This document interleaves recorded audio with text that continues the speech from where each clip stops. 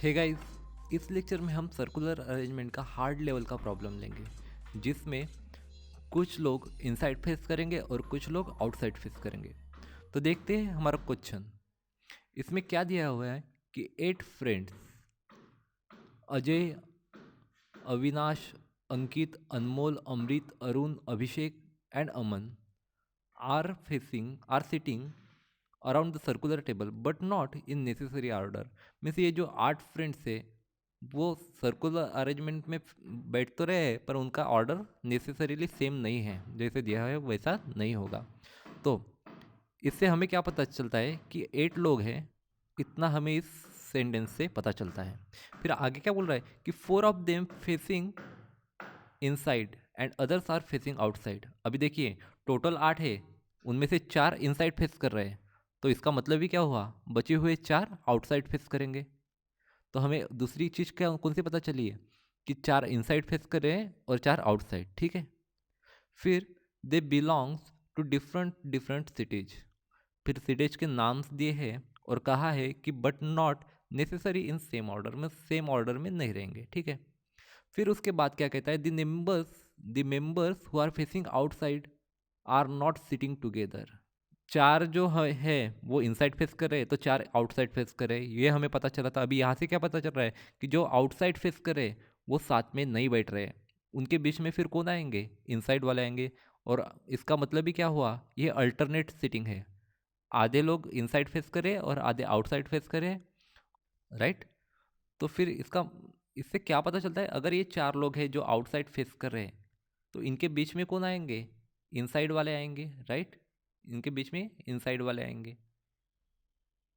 तो अल्टरनेटली रहेगा, अगर एक इनसाइड फेस कर रहा है, हम इसे अगर इनसाइड फेस कर रहा है सोचते हैं कि ये वाला जो इनसाइड फेस कर रहा है, तो फिर ये वाला आउटसाइड फेस करेगा, फिर ये इनसाइड, फिर ये आउटसाइड, फिर ये इनसाइड, फिर ये आउटसाइड, फिर ये इनसाइड और फिर ये आउटसाइड। इतना हमें पता चला, राइट।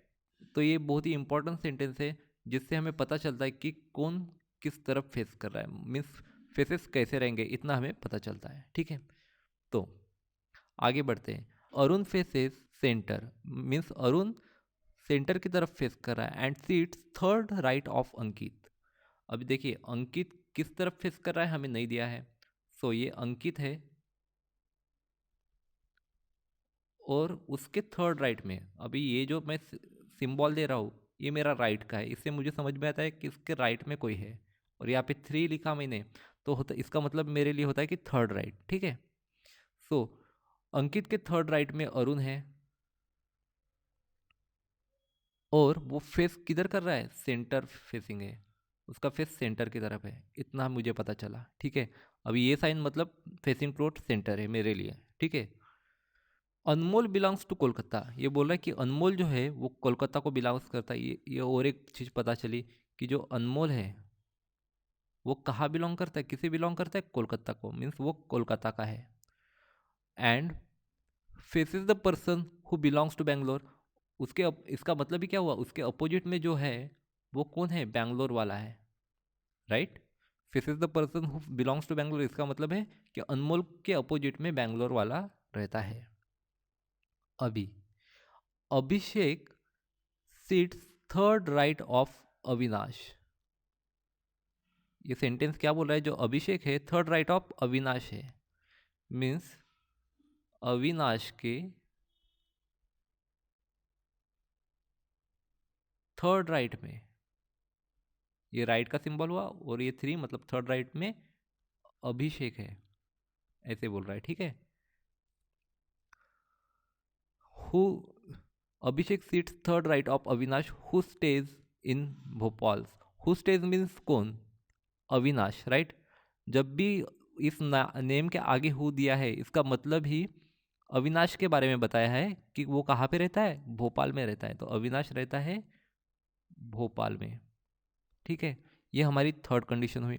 आगे देखिए, the person who belongs to Delhi and Gwalior facing same direction. एक तो इनसाइड हो सकती है और आउटसाइड, पर दोनों की कौन सी डायरेक्शन होगी, दिल्ली और ग्वालियर वाले की सेम रहेगी, एक दूसरे के जैसी रहेगी, राइट।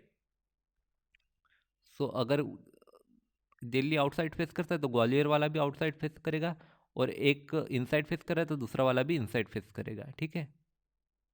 चलो फिर Amrit is sitting between who belongs to Kolkata and one who belongs to Rajkot. Means देखिए, ये फिफ्थ कंडीशन क्या है, अमृत जो है वो कोलकाता वाले और राजकोट वाले के बीच में बैठ रहा है। ये है कोलकाता और राजकोट, उसके बीच में कौन है, अमृत है, ठीक है। पर हमें कोलकाता कौन सी तरफ है राजकोट के, कोलकाता अमृत के कौन सी तरफ है और राजकोट अमृत के कौन सी तरफ है वो नहीं पता। इसके लिए मैं ये सिंबल दे रहा हूँ, मतलब ये इन दोनों की जगह एक्सचेंज हो सकती है, कहाँ पे है हमें पता नहीं, राइट। फिर अजय बिलोंग्स टू ग्वालियर, ये बोल रहा है कि अजय ग्वालियर को बिलोंग करता है। देखिए ये ग्वालियर है, यहाँ इसे अजय बिलोंग करता है। फिर अंकित बिलोंग्स टू पटना, ये जो अंकित है ये कहाँ बिलोंग करता है, पटना को बिलोंग करता है, ऐसे दिया हुआ है। आगे देखते हैं, the person who belongs to Chennai facing outward, जो चेन्नई का है वो आउटवर्ड फेस कर रहा है, and immediate neighbour of Rajkot, means ये जो राजकोट वाला है इसका इमीडिएट नेबर कौन है, चेन्नई वाला है, तो यहाँ पे कौन आएगा, चेन्नई आएगा, राइट। और ये कहाँ फेस कर रहा है बोल रहा है, चेन्नई वाला जो है वो आउटवर्ड फेस कर रहा है, मीन्स ये हो गया आउटवर्ड, राइट। अब आगे देखते हैं, Aman is immediate neighbour of person who belongs to Gwalior and Chennai, means Gwalior और चेन्नई के बीच में कौन है बोल रहा है, अमन, राइट। चेन्नई और ग्वालियर के बीच कौन है, अमन है, ऐसे बोल रहा है, ठीक है। यहाँ पे अगर चेन्नई है तो उसके साइड में अमन आएगा, उसके साइड में ग्वालियर आएगा, राइट। अब आखिरी सेंटेंस क्या कर रहा है कि अमृत इमीडिएट लेफ्ट ऑफ अनमोल, अनमोल के इमीडिएट लेफ्ट अमृत है। अब देखते हैं, ये जो कोलकाता है वो कोलकाता को बिलोंग कौन, अनमोल करता है, ये यहाँ पे हमें पता चला था, तो यहाँ पे कौन है, अनमोल है, राइट। अब देखिए, एक बहुत ही बड़ा ऑब्जर्वेशन है और सीधा सा है, उससे हमारा सारा आंसर आ सकता है। चेन्नई अगर आउटवर्ड फेस करता है तो उसके बाजू वाला कहाँ पे फेस करेंगे, इनवर्ड फेस करेंगे। क्यों करेंगे, क्योंकि देखिए हमारी सीटिंग अरेंजमेंट कैसी है, अगर एक इनवर्ड है तो दूसरा आउटवर्ड, एक आउटवर्ड है तो दूसरा इनवर्ड, राइट। तो फिर राजकोट कहाँ पे, राजकोट का इनवर्ड रहेगा, अमृत का आउटवर्ड रहेगा और अनमोल का इनवर्ड रहेगा, राइट।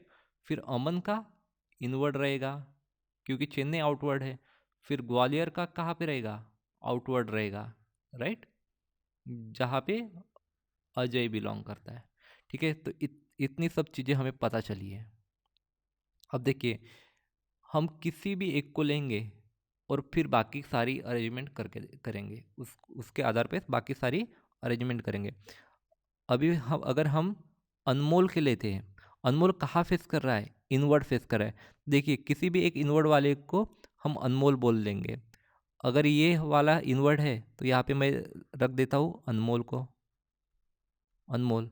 और वो कहाँ से बिलोंग करता है, कोलकाता से बिलोंग करता है, राइट, कोलकाता, बराबर है। फिर ये देखिए, ये स्टेटमेंट क्या कह रहा है कि उसके इमीडिएट लेफ्ट में कौन है, अनमोल के इमीडिएट लेफ्ट में अमृत है। सो अमृत यहाँ पे आएगा, अमृत यहाँ पे आएगा, क्योंकि अनमोल इनवर्ड फेस कर रहा है तो लेफ्ट साइड ये हो गया, तो यहाँ पे अमृत आएगा। फिर अगर अमृत यहाँ पे है तो फिर उसके साइड में राजकोट वाला आएगा, ये तो सीधी सी बात है, दी हुई है। देखिए यहाँ से सारे लिंक मिल रहे हैं। फिर उसके साइड में चेन्नई आएगा, उसके साइड में चेन्नई आएगा। फिर उसके साइड में अमन आएगा, अमन आएगा उसके साइड में। फिर उसके साइड में अजय आएगा, जो कहाँ बिलोंग करता है, अजय, अजय बिलोंग करता है ग्वालियर को, राइट, ग्वालियर को अजय बिलोंग करता है। इतना सब पता चला, तो मतलब फिफ्थ कंडीशन का हमने पूरा का पूरा यूज कर लिया। अभी फोर्थ कंडीशन देखिए, ये बोल रहा है कि दिल्ली और ग्वालियर का फेस सेम रहेगा, मतलब अगर ग्वालियर अपोजिट अगर आउटवर्ड फेस कर रहा है तो दिल्ली भी आउटवर्ड करेगा, और दिल्ली इन्वर्ट कर रहा है तो ग्वालियर भी इन्वर्ट करेगा। हमारे पास अजय मीन्स ग्वालियर के बारे में दिया हुआ है, ग्वालियर कहाँ फेस कर रहा है, आउटवर्ड कर रहा है, मतलब दिल्ली भी आउटवर्ड करेगा, इतना तो फिक्स है। देखिए अब आउटवर्ड के कौन से बच्चे हैं, ये एक, पर यहाँ पे तो चेन्नई है तो यहाँ पे दिल्ली नहीं आ पाएगा। यहाँ पे अमृत है, अमृत दिल्ली का हो सकता है, ये पॉसिबिलिटी है। फिर ये एक जगह बची है, यहाँ पे दिल्ली हो सकता है, राइट, दिल्ली हो सकता है यहाँ पे भी, ठीक है। तो दिल्ली की ये दो पॉसिबिलिटीज़ है। तो हमने फोर्थ कंडीशन का भी यूज कर लिया। अभी देखिए पहली कंडीशन हमारी क्या कहती है कि अंकित जो पटना से बिलोंग करता है उसके थर्ड राइट में अरुण है। अभी पटना के लिए कौन कौन सी जगह बची है, यहाँ पे राजकोट है, यहाँ पे चेन्नई है, यहाँ पे अमन है, तो ये पटना हो सकता है, राइट, यहाँ पे एक पटना हो सकता है, या फिर ये दो जगह है जहाँ पे पटना रह सकता है, राइट। यहाँ पे तो अमन है तो यहाँ पे पटना नहीं रह सकता क्योंकि अंकित बिलोंग करता है पटना को। तो पटना के लिए दो ही जगह बची है, एक और ये वाली एक। सपोज मैं यहाँ पे कहता हूँ कि यहाँ पे कौन है, अंकित है। अगर मैं कहता हूँ यहाँ पे अंकित है तो उसका थर्ड राइट में अरुण होगा। थर्ड राइट कौन सा होगा, एक, दो और तीन, यहाँ पे अरुण होगा। और अरुण किस तरफ फेस कर रहा है, इनसाइड फेस कर रहा है, तो इसका भी इनसाइड फेस है, तो यहाँ पे अरुण हो सकता है, राइट। ये अरुण की पॉसिबिलिटी है। कब, जब यहाँ पे अंकित होगा, राइट। अगर यहाँ पे अंकित होगा तो यहाँ पे अरुण हो सकता है। पर अंकित के लिए ये एक पॉसिबिलिटी है, अगर यहाँ पे अंकित होगा तो अरुण किस तरफ होगा, थर्ड राइट में, राइट। अगर अंकित ये है तो थर्ड राइट कौन सा हुआ है इसका, एक, दो और तीन, तो यहाँ पे अरुण हो सकता है। पर अरुण के लिए हमें क्या दिया है कि अरुण इनसाइड फेस करता है और चेन्नई कहाँ पे कर रहा है, आउटवर्ड फेस कर रहा है, तो यहाँ पे फिर अरुण रह नहीं सकता, इसका मतलब यहाँ पे अंकित नहीं रह सकता। तो हमारी पॉसिबिलिटी जो ये थी अंकित और अरुण की यहाँ पे की, ये सही है। अगर अंकित यहाँ पे है तो मतलब पटना यहाँ पे आएगा क्योंकि अंकित बिलोंग करता है पटना को, राइट। तो फिर ये दिल्ली हो गया अमृत का, अरुण राजकोट का हो गया, इतना फिक्स हो गया। चलो हमारी पहली कंडीशन भी सेटिस्फाई हो गई। अब सेकंड कंडीशन क्या बोलती है, ये जो अनमोल है कोलकाता से, उसके अपोजिट में बैंगलोर है। ये अनमोल है कोलकाता से, उसके अपोजिट में बैंगलोर है, मीन्स अमन कहाँ से बिलोंग करेगा, बैंगलोर से बिलोंग करेगा, राइट। इतना हो गया। तो सेकंड कंडीशन भी सेटिस्फाई हो गई। अभी हमारे पास बची हुई एक ही कंडीशन है, थर्ड कंडीशन। देखते हैं, only one condition is remaining. तो ये क्या बोल रहा है कि अविनाश के थर्ड राइट में अभिषेक है और अविनाश भोपाल को बिलोंग करता है। अब देखिए दो ही जगह बाकी है, एक और दो। यहाँ पे चेन्नई है, मतलब यहाँ पे अविनाश नहीं आएगा, मतलब फाइनली अविनाश कहाँ पे आएगा, अविनाश को यहाँ पे ही आना होगा, दूसरी कोई जगह ही नहीं है अविनाश। और कहाँ से है वो, भोपाल से। उसके थर्ड राइट में कौन है, अभिषेक। तो देखते हैं चेन्नई के यहाँ पे अभिषेक आ सकता है क्या, एक, दो और तीन, हाँ यहाँ पे आता है। कौन आता है, अभिषेक।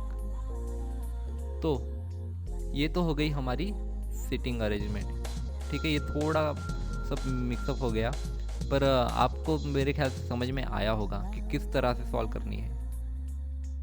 इस टाइप के प्रॉब्लम्स में आपको हमेशा हर कंडीशन को लेके रखना है, साइड में रख के रखना है, और फिर एक एक कंडीशन को लेके सॉल्व करना है। देखिए इस प्रॉब्लम में मेन क्या बात थी, हमने सबसे बड़ी जो हमें क्यू मिला था उससे पहले यूज किया।